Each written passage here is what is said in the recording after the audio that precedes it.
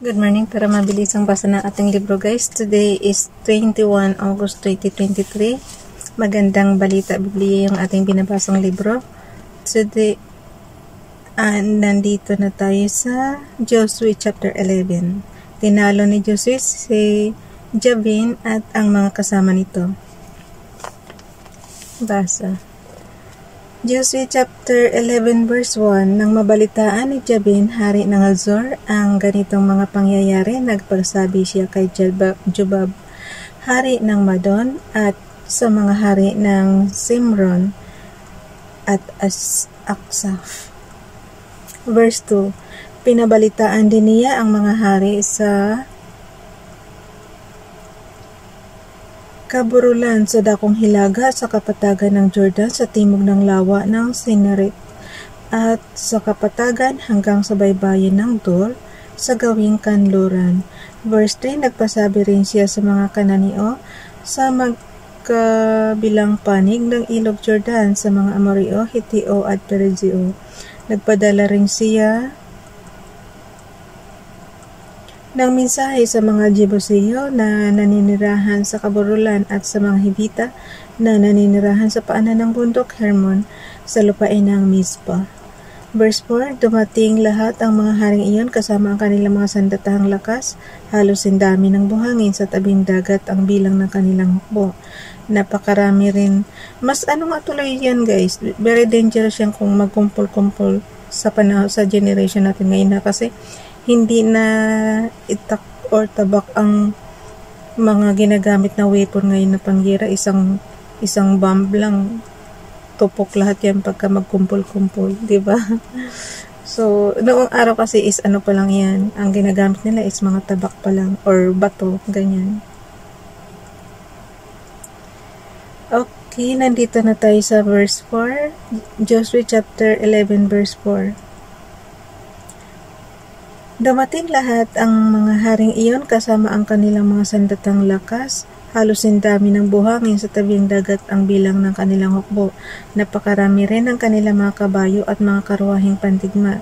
Verse 5, nagkaisa ang mga haring iyon na pag-isahin ang kanilang mga persa at sama-sama silang nagkampo sa may batisan ng meron upang salakayin ang Israel. Verse 6, ngunit sinabi ni Yahweh kay Joshua, huwag kang matakot sa kanila, asahan mo bukas sa ganito ring oras, lilipolin ko silang lahat para sa Israel. Lalagutan ninyo ng litid upang mapilay ang kanilang mga kabayo at susunugin ang kanilang mga karwahe.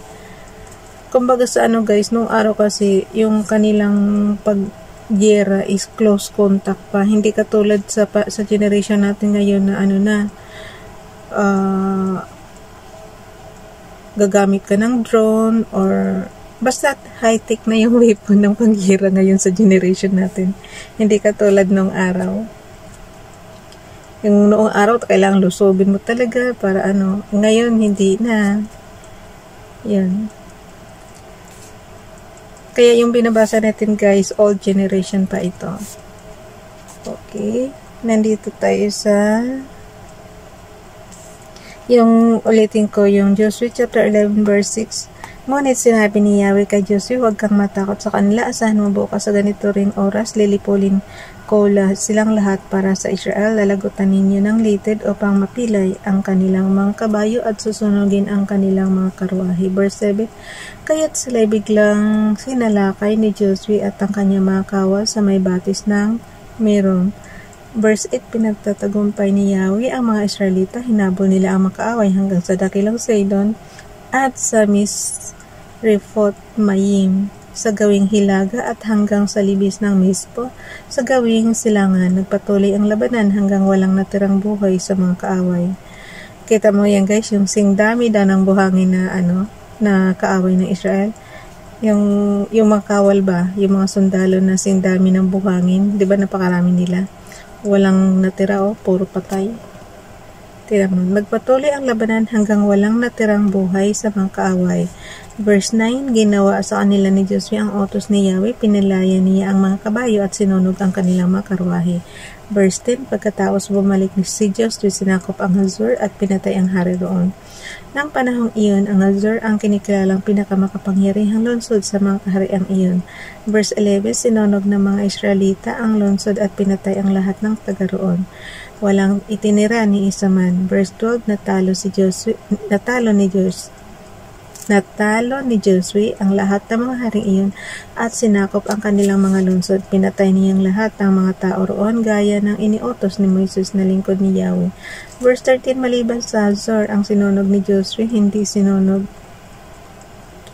Maliban sa Hazor na sinunog ni Josue, hindi sinunog ng mga Israelita ang mga lungsod na nasa Boron.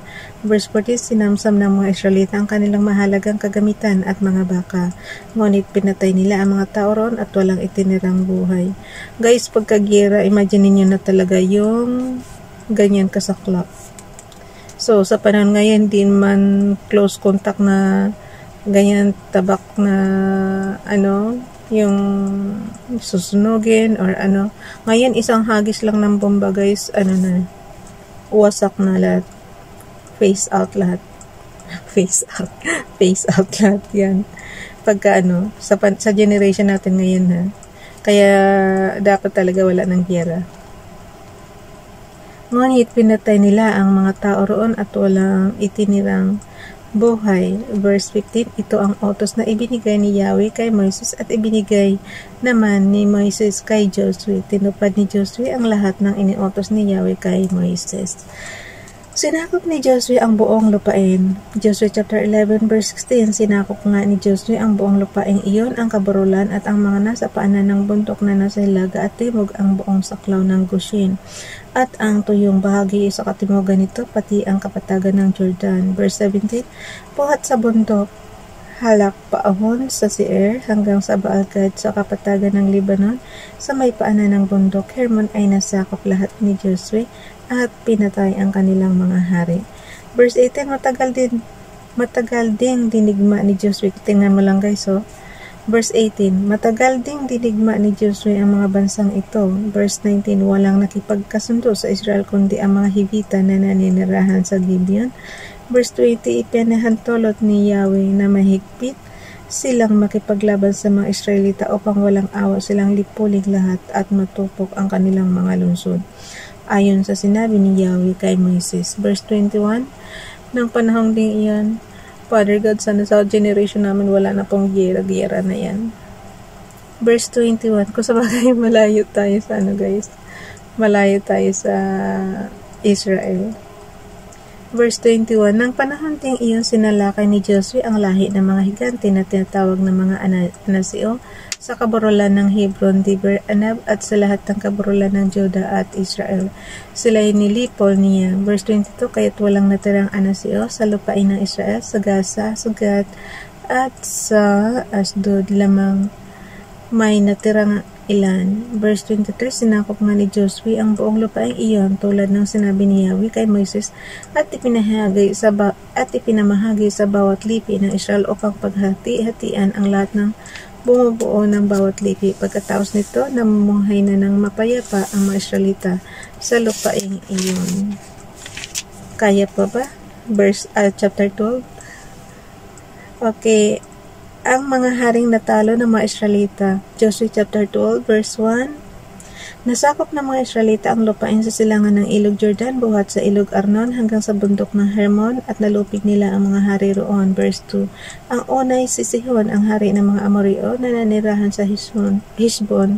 Sakop niya buhat sa bayan ng Aroer sa ilog Arnon, pati ang kalahati ng libis nito hanggang sa batis ng Jabok sa may hangganan ng mga Amonita.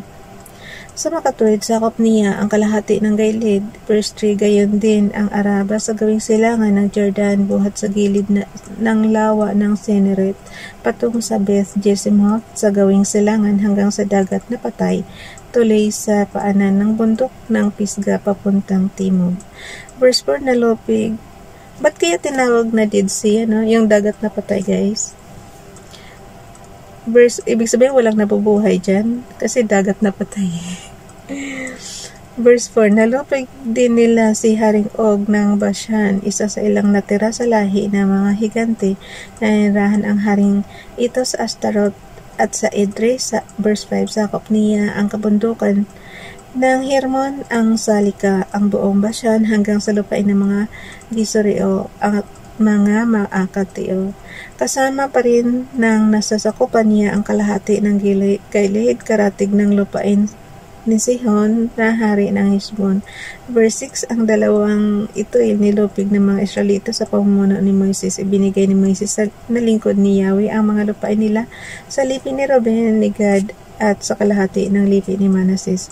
Ang mga haring natalo ni Josue. Verse 7, sa pamumuno ni Josue, tinalo ng mga Israelita ang mga hari sa kanluran ng ilog Jordan, buhat sa Baal-Gad, sa kapatagan ng Lebanon hanggang sa bundok ng Halak.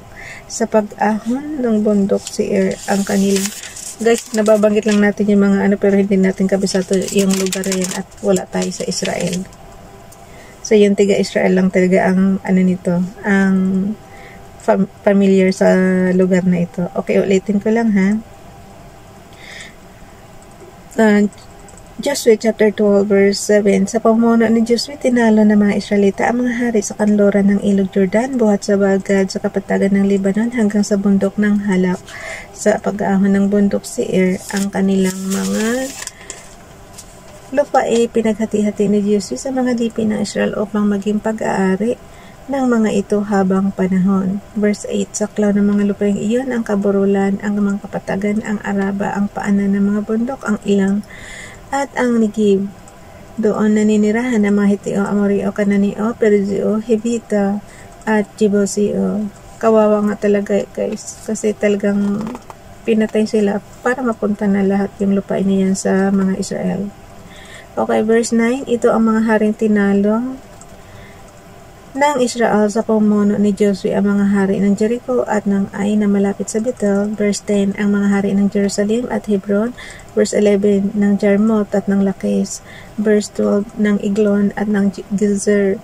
Verse 13, ng Dibir at ng Geder. Verse 14, ng Horma at ng Arad. Verse 15, ng Libna at ng Adulam.